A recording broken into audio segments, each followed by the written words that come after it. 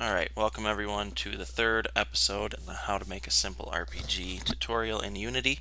Today we will be linking up our animations to our character movement so that we will be able to run and see something like this. Alright, let's get started.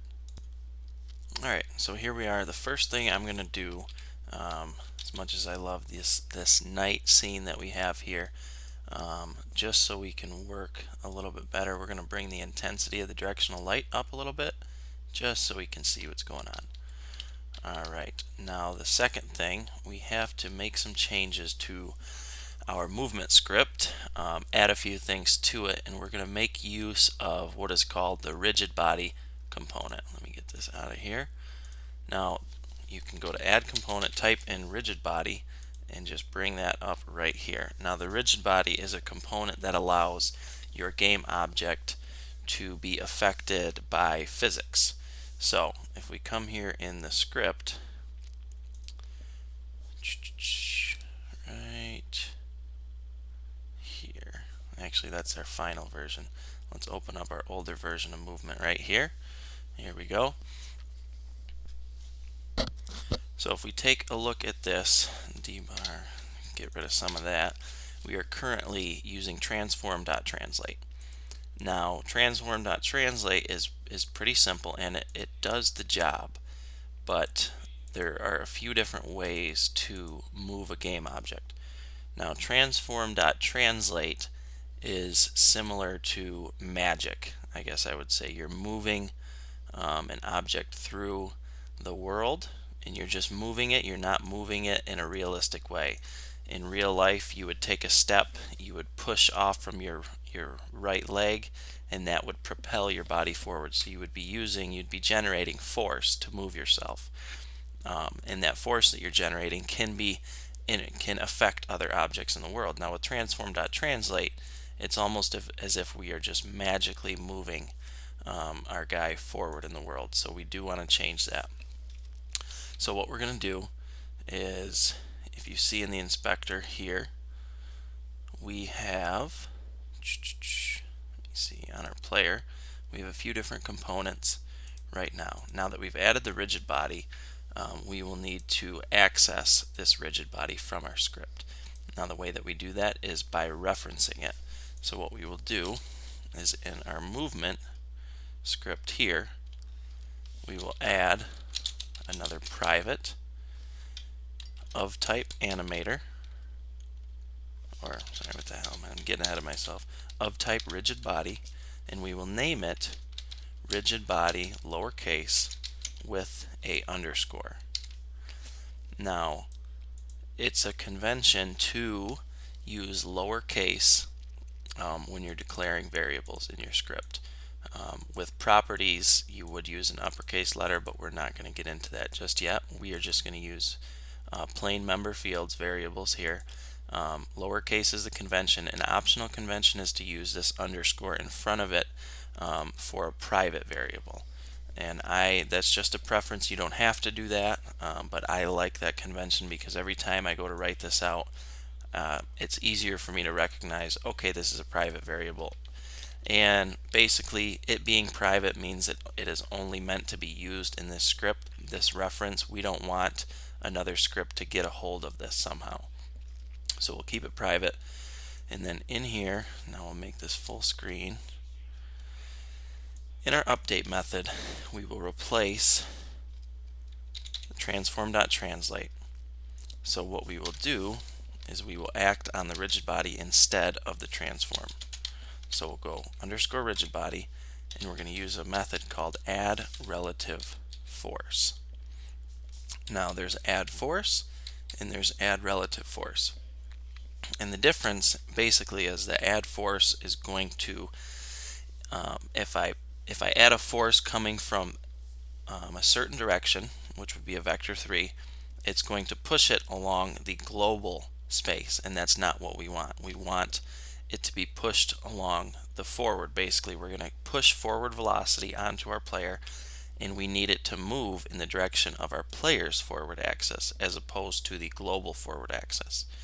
So the way we'll do that is by relative force. And we need to give it a vector 3. And now what we're going to do, this is very similar to how we did transform.translate. We're giving it a vector 3 and we're inserting the z in to be our input from the vertical axis. So we're going to do something similar like that, but instead we're going to create a whole new variable, and we're going to call that forward velocity. Sorry, we'll make it a float. Private float forward velocity. And now what we will do is we'll say forward velocity is going to equal the input dot get axis raw of our vertical axes. So there we go. Now we can say a new vector 3 consisting of a 0 for the x, a 0 for the y, and the z value will be our forward velocity. So do that. One, it's easy, can be easier to read, and two, it is you get better performance when you do it like this. You cache this into the value or into the variable, and then you use the variable as opposed to having to run this. Maybe not the biggest performance improvement because we are still running this every frame with update, but it's at least easier to read, so that we're going to do it like that in place of this. Now to get this to work, we will still have to do a few things. So let's save that. Let's go back to our project here. Now, actually, before we get into that, I'm going to take the speed value and I'm going to make it a little bit higher, well, quite a bit higher, and you'll see why. So we'll make that 800 now. And we're going to go back here. We're going to open up the rigid body. We're going to give this guy some more, or less, I should say, mass. Maybe we'll leave it the same just so you can see what it would look like.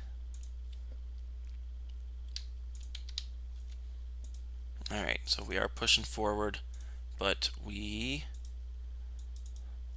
okay, now this is a good timing for this, I guess, because I can introduce the fact that we declared a private rigid body and we said we are going to act on this rigid body through this, but we're getting a null reference exception because the game still doesn't know where this rigid body is. So what I have to do, I have to tell it, I have to get it.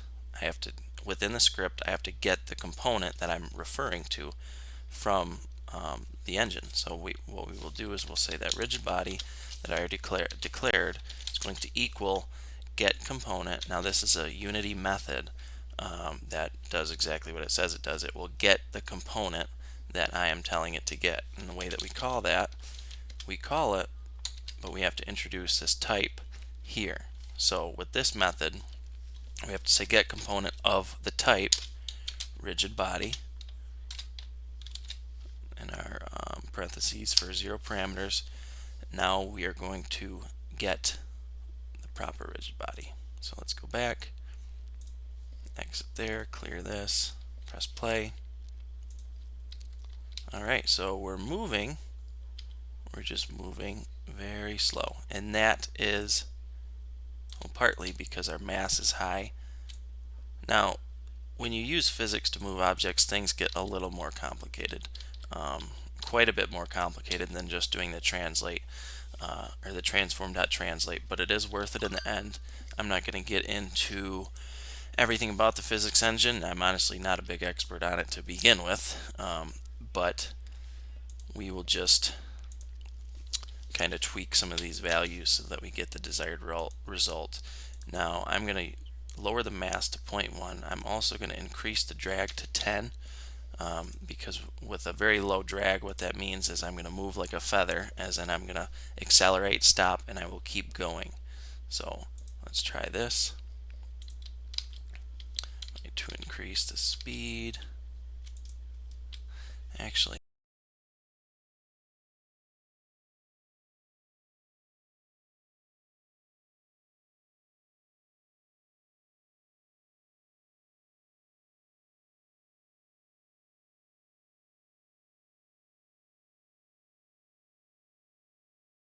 back in the scene.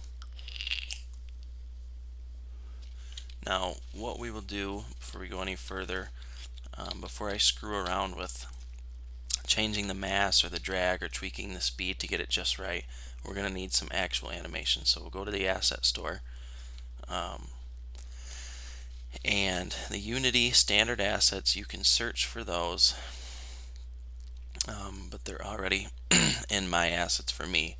So I'll just scroll down, and here they are. So this is what they look like. Go ahead and search for those, and hit download, and then when it's done downloading, hit import. And something that I had to learn the hard way is a lot of the times when I'm importing an asset package, I am not.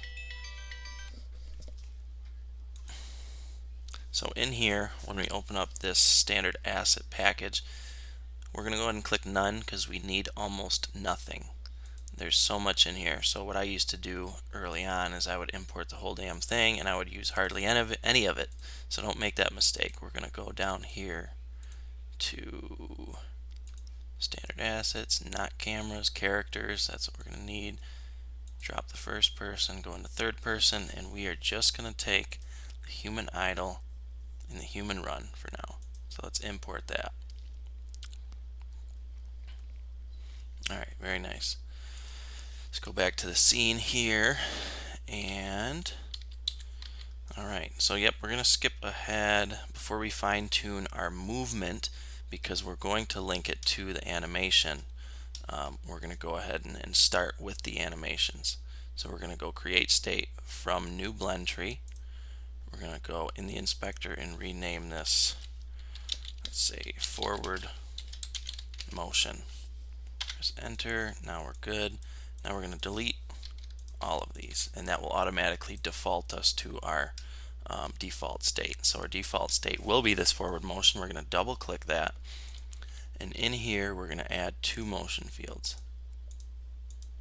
Alright, now the first one will be our, not these 3 are the ones that came with our pack. We're not going to use those. We're going to use the human idle that came with the standard assets, and we're going to use the humanoid run. And that should be it. Now what this blend tree is going to do is try to blend in a nice smooth way our human idle into our human run, so it doesn't go from a frame of being idle right into a run. It's going to try to blend it based on this value.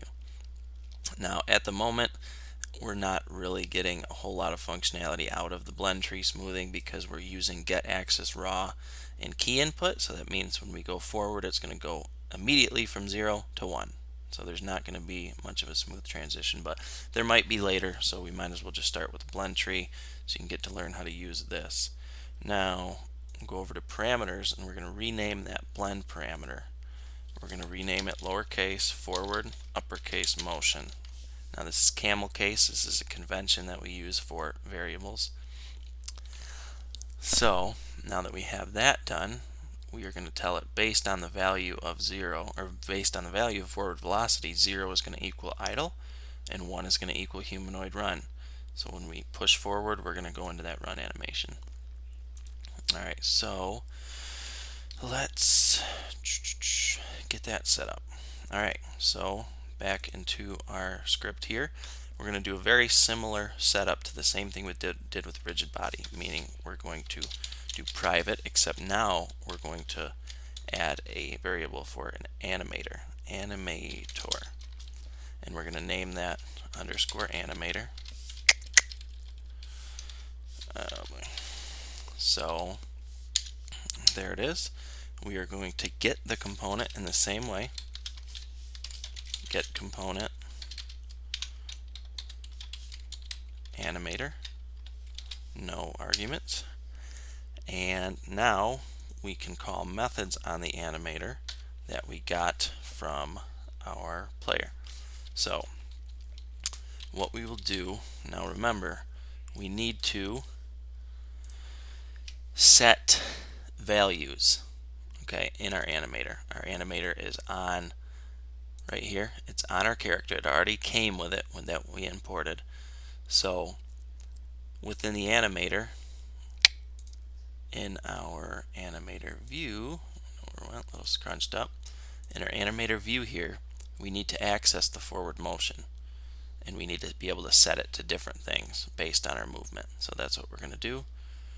I'm going to go back over here and say animator underscore animator dot set float, because it's a float value, and you need to give it the name of the float, forward velocity, and you also need to give it the value that you're trying to set, and we are going to set it to our forward velocity that we've already named. So our forward velocity, let's put this up here, is always going to equal to that get axis raw, 1 or 0. So now we're telling it as soon as we're moving, if we're moving, our forward velocity is going to be 1. And so our set float will also be 1. So let's go ahead and save that.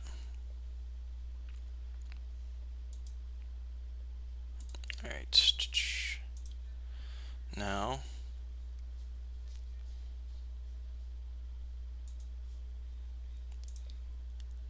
it should be good. Shouldn't have any errors. And of course we do. So forward velocity, parameter forward velocity does not exist. Alright. Forward velocity. Let's see what the issue is. Okay, because we named it forward motion. There we go. Let's change this back to... Now I could have made these videos in such a way that I stopped and started the recording so that any of this errors that I'm getting in debugging was never shown. But I honestly see more value in it if you are an absolute beginner, to be able to see the process of getting errors and learning how to fix them and connecting the dots of what a different error means and what it most likely is. So there's that. Now that should be good. That should have fixed it. So let's try it again. Alright, that's the idea. Alright, now I'm going to temporarily move our camera. You understand why mine in the beginning was so weird looking. I'm going to move the camera to kind of a side view just so I can analyze how we're walking and make some fixes if needed. Okay. So it looks like we could afford to move a little bit faster, and then of course our feet are not on the ground. So that's an issue. Now the way that we can fix it currently is by doing this. So we'll go back to our animator and should have put my little mouse. Okay, go back to the animator, and if we go to our motion, our humanoid idle, and we go up to edit, there's a setting down here called root transform position on the Y. And now what we're going to do is we're going to give that a slight offset. We're going to make it 0.1. And we're going to go ahead and apply that. And we're going to do the same edit here. Not that one. 0.1. And it's just going to put us slightly lower. Alright, now if we try that, there we go, a lot closer to the ground. I mean, we're still a tiny little fraction above the ground, but I'm not going to worry about it, because if we put it a little bit lower, then we'll see more issues as far as sinking into the ground later, as long as it's not super noticeable. And you could sit and get really in-depth into this and kind of find out how to make him exactly on the ground in all instances, but that would be going way into the realm of the physics engine and stuff like that, so we're not going to do that. Now we have that. We'll go back to the script, and I think he's a little slow, so let's try setting it that way and see how it works. And now in the player, I think these settings are good. I think they turned out okay, the 0.1 mass and the drag of 10.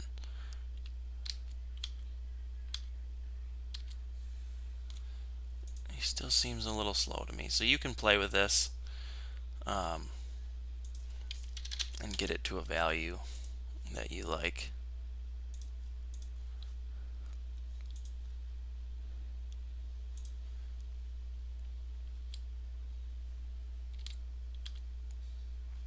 And he is super slow still. Let's try that.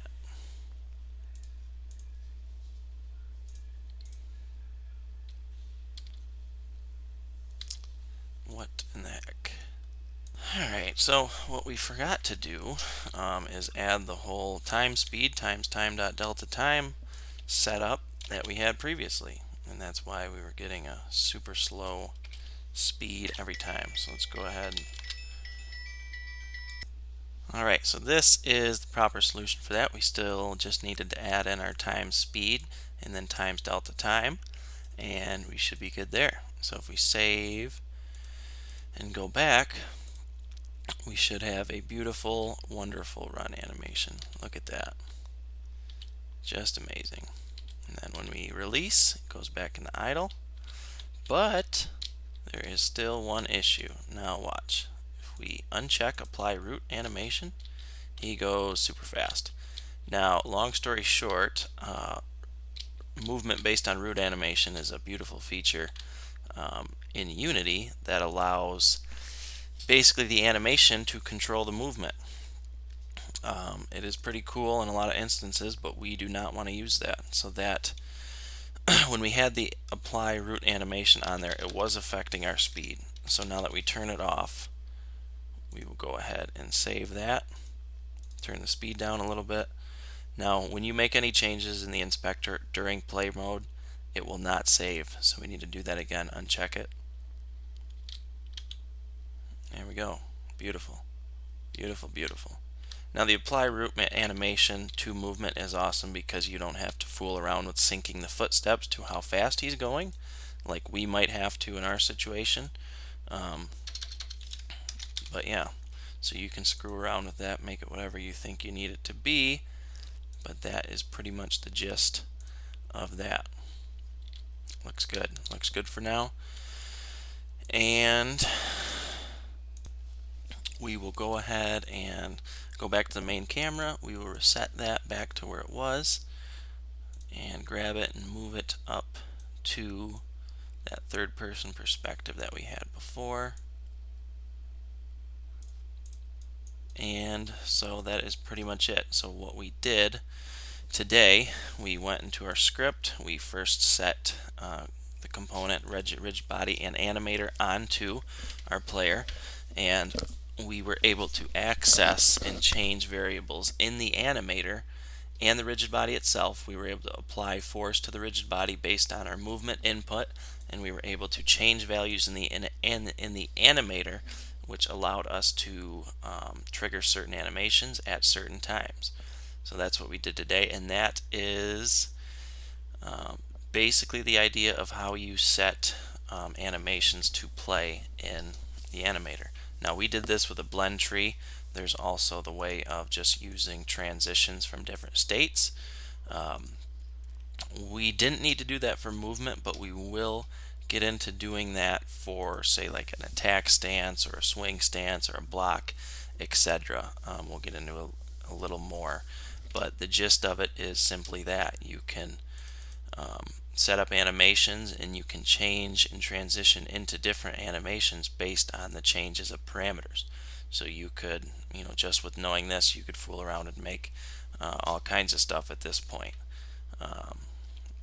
And so yeah, I think that's about it.